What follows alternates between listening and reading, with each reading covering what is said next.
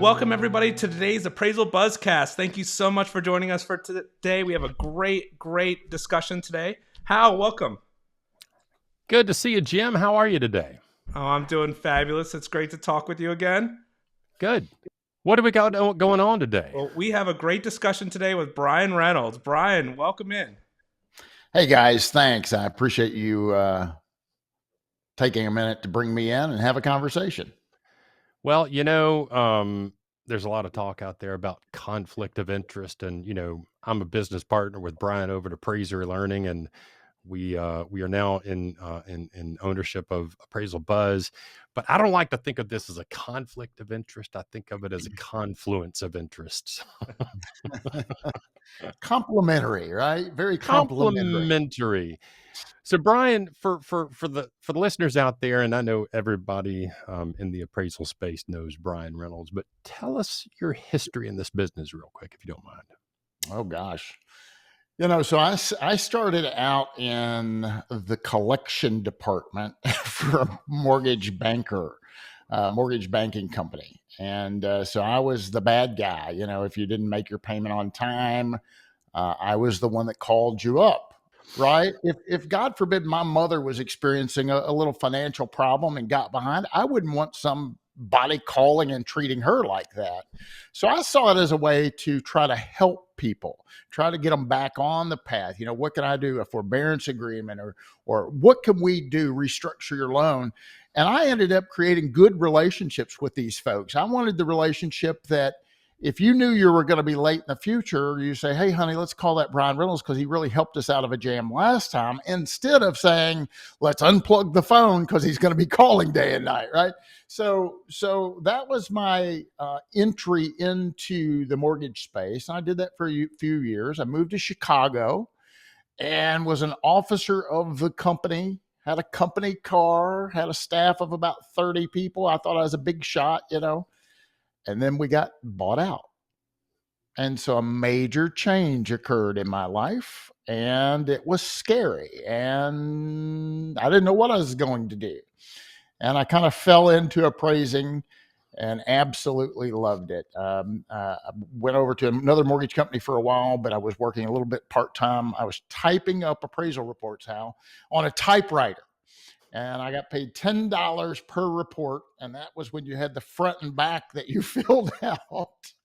Forms and worms. Yes, that's what we used. And the interesting thing is Fannie Mae doesn't accept whiteout. And we didn't have an auto correction ribbon back then. So I'd normally be at the bottom of the second page, which was just the back of the front page, and then see a typo up here. And I'm like, oh my God, I got to retype the whole thing. So that was my first step into the direction of appraising. Finally got licensed in the state of Illinois. And I really found out that appraising was an opportunity, kind of like the medical field. No matter where you live, you need nurses and doctors and dentists. Guess what? No matter where you live, you need real estate appraisers. So it was an opportunity for me to get back home to little Owensboro, Kentucky, because they need appraisers here too. And I've been doing it ever since and absolutely love what I do as an appraiser. I love it. I came to it through family. You came to it through kind of changing work circumstances, and that is a really good kind of segue into pretty much every discussion about appraisals these days is change. Things are changing and it freaks a lot of people out, but at the end of the day, if you can get your head around change and see opportunities in change, you can thrive. I think that's just a thing that we're going to have to keep talking about in this business going forward. Before we go any further, I'm going to take a quick break and give a shout out to one of our sponsors, and we'll be right back. Since 1978, LIA Administrators and Insurance Services has been offering E&O insurance to valuation professionals.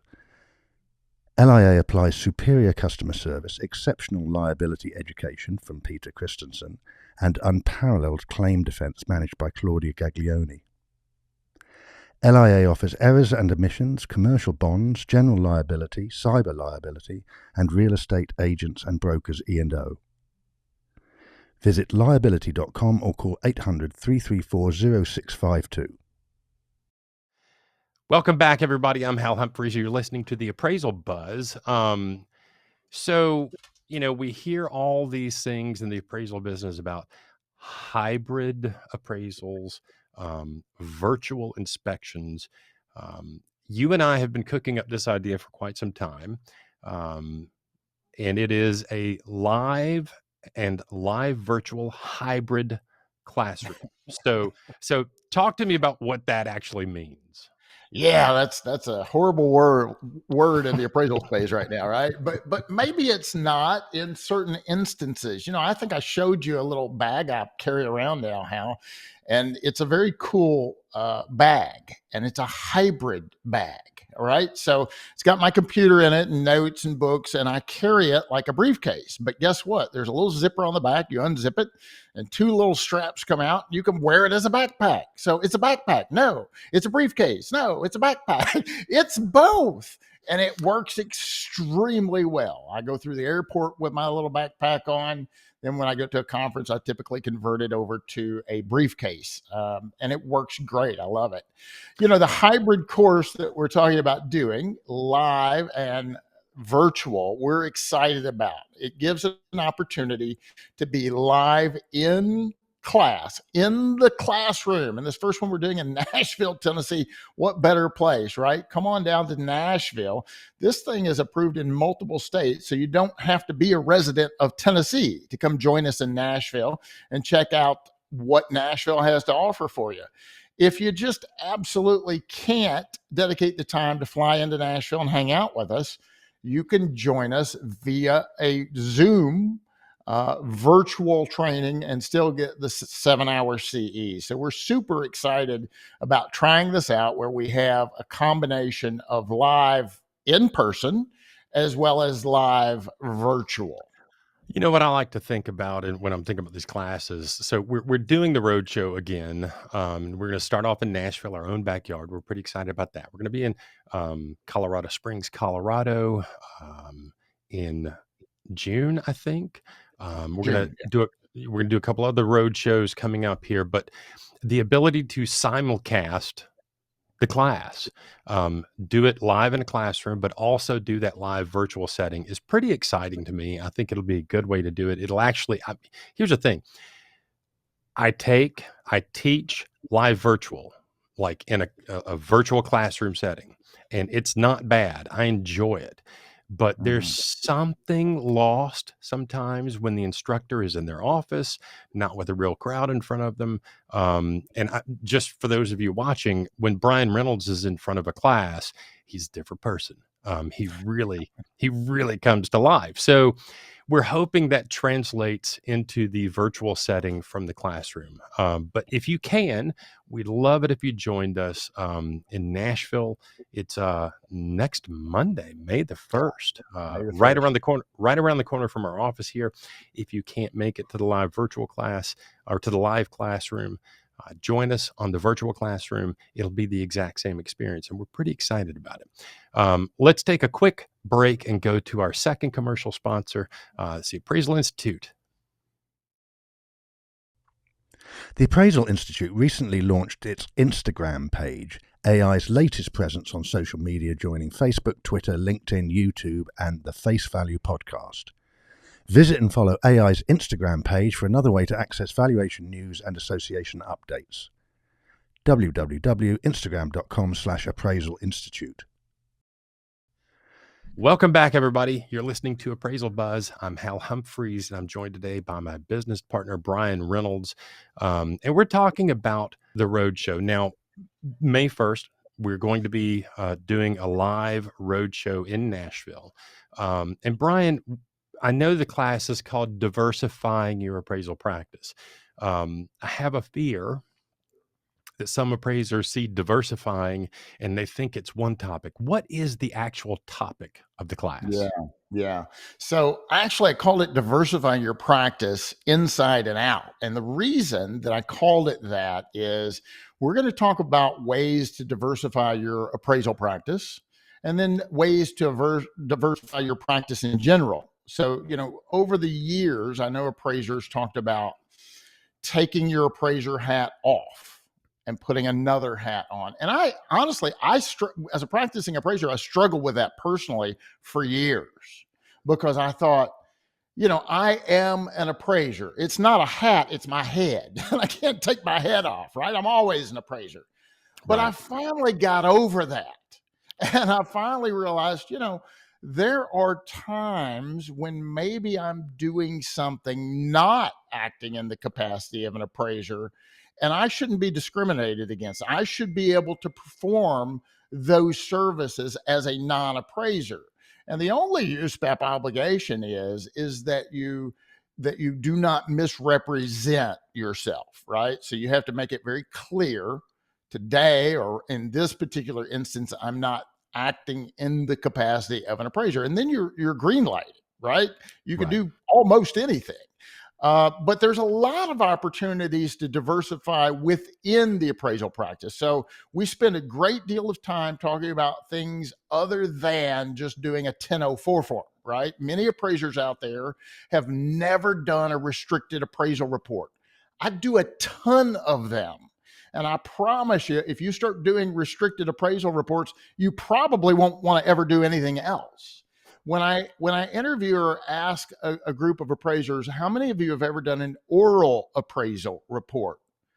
Very few hands go up. Most appraisers have never done one. And this is an opportunity for you to make more money. I assume you're in business to make money, right? So let's find ways that you can make more money with your knowledge and skill set as an appraiser. There's so many opportunities, and we've been funneled into one little avenue. Yeah. And one of the things that occurs to me is a lot of residential appraisers have never done a narrative report for any reason. They just don't want to do a narrative report. I find, and I came to this business through a commercial path. I did commercial valuation for years. I'm really comfortable with the narrative format. There are times and places where a narrative report for residential property is appropriate. And I'm telling you, it's actually easier than trying to fill out a form. It is. It is indeed. So everybody, you're right. Everybody gets a little uptight about narrative. Well, let's just go through USPAP and take a look at it, right? In particular, the restricted, because I do almost all my restricted are in a narrative format. And so if you look at, standard rule 22A, identify the client. Well, John Smith, that was real narrative, wasn't it? There's not a lot to that. And so if you just go through those bullet points and make sure you address those, the intended use, that might be 2 sentences. So it's you don't have to write a novel. And in fact, over the years, Hal, my reports have gotten smaller and smaller and smaller. They're more concise. And depending on who your client is and what the needs of that client is, you don't have to write a novel, because at the end of the day, most clients want to know what's it worth? That's what they want to know. And they're willing to pay you for that. And so there's no reason to talk about the average rainfall in your community for a house in a tract subdivision. A farmer might want that information, but somebody in a tract subdivision could care less. They don't care about, that your county was named after Colonel Davis, or when Daniel Boone was along the Yellow Banks on the Ohio River. I can sell you that information if you want it, but most people don't care about that. So my reports have gotten smaller and smaller. I sell oral appraisal reports quite often. It's a way to expand your business and offer more options to your clients. And they truly do like that and appreciate that. So for students that are going to come to this class or that are interested in this class, here's the thing. There are so many types of appraisal work out there other than lender specific work. There are other clients out there that you can have access to that actually want to know the answer to a question. And those are the clients that are fun to work with. So join Brian Reynolds in Nashville, May the 1st, for a live classroom experience. If you can't make it to the live classroom experience, join us in the live virtual classroom. I will be in the classroom with Brian. And, it's his class. He's a teacher. I have a bad habit of not keeping my mouth shut. So I might add some things to the class, but I'm there to facilitate the live virtual part of it. Brian, thank you so very much for taking the time to be with us today. I know you're crazy busy. You've got some family issues going on this week, and I'm really sorry to hear about that. But thank you for taking the time. Jim Morrison, you still with us? Yeah, absolutely. And I do want to say to all of our listeners, we get the emails when we put out a course that, oh, I wish this was virtual, or it's live, and or it's virtual, and then they want it live. Now it's both ways. So whatever way you like to learn, you can take this and enjoy it. You can come visit. Nashville is a great city to be in. I would jump on that. But if you want to take it virtually from your house, you can do that too. And for the virtual class, I believe this will be the first virtual class I've instructed in which I'm not sitting in a chair. So I'm going to be, like Hal said, I'm up moving around. They're going to have to try and keep the camera on me as I dance around a little bit, but I'm excited about that. So yeah, join us May 1st. It's going to be fun. Morrison, do we have any anonymous appraiser questions? We do. And Reynolds? Listeners, we need new anonymous appraiser questions. So reach out to comments@appraisalbuzz.com. Drop a line. Let us know any questions you have. Our experts will answer them for you. But I saw this comment on social media the other day. It says, I've seen several appraisers post on here who say they do not do lender work. My question is, could that be true? And if it is, what does the bulk of their work consist of? I'm going to take that and say, yeah, it's true. There are appraisers out there that do things completely outside of the lending world. And, a lot of them that I know do work for court purposes. And they focus on courtroom work, family law, divorce, dispute resolution, stuff like that. It's fun work. It's well-paid work. And it is not subject to the ups and downs of interest rates in the market. Brian, what are your thoughts on that? Yeah, you're exactly right. And this is exactly what we're going to dive into in the course, Diversifying Your Practice Inside and Out. I know an appraiser that focus exclusively on relocation assignments. That's all they did. So there was no lender involved with that, right? I asked many students, how many of you do relocations? Occasionally 2 or 3 hands will go up and that's about it. Guess what? For a relocation assignment, at a minimum, they get 2 appraisals. So whoever raised their hand gets that assignment.